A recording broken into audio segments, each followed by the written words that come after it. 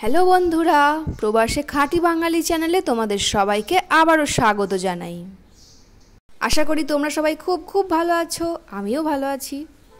এখন না ইয়াঙ্গনেও ভীষণ রোদ গরম চলছে, প্রায় প্রত্যেক দিনই 37 ডিগ্রি 38 ডিগ্রি করে টেম্পারেচার থাকছে। ভীষণ রোদ গরম, সকালবেলা উঠেই দেখি একদম সূর্য পুরো হাঁ হয়ে আছে। তো বাড়িতে শুনছি এই টাইমে নাকি একটু ঝড় বৃষ্টি হচ্ছে, মেঘলা মেঘলা ওয়েদার থাকছে। কিন্তু এখানে একদিন ঝড় বৃষ্টি হলো তো পরের দিন থেকে যেমনকার গরম সেই রকমই। মোটামুটি প্রায় প্রত্যেকেরই সকালবেলায় উঠেই একই চিন্তা, কি খাওয়া দাওয়া করা যায়। তো আমি বানাচ্ছিলাম এখানে লুচি আর ঘুগনি। তো ঘুগনিটা আমার অন্যদিকে গ্যাসে হচ্ছে, আর ততক্ষণে আমি লুচিটাকে ভালো করে মেখে বেলে নিচ্ছিলাম।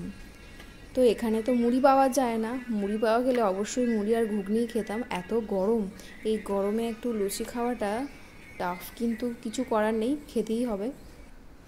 আর এই যে এইখানে আমার ঘুগনি হচ্ছে।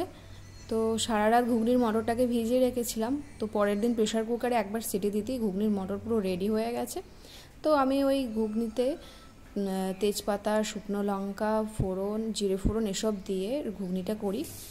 আর মাঝে মাঝে আদাটাও দিই, আবার মাঝে মাঝে দিই না, তাতে কিছু হয় না। আর তার মধ্যে হলুদ গুঁড়ো, জিরে গুঁড়ো, আর সব শেষে একটু ধনেপাতা ছিটিয়ে নিই।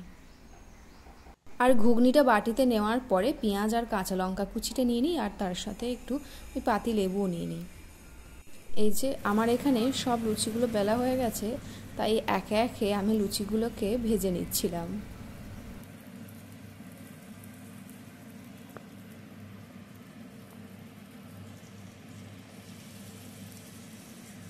ব্রেকফাস্টের জন্য আমার এখানে লুচি ঘুগনি রেডি, আর তার সাথে একটু শসা কুচি, একটু গাজর কুচি নিয়ে নিয়েছিলাম।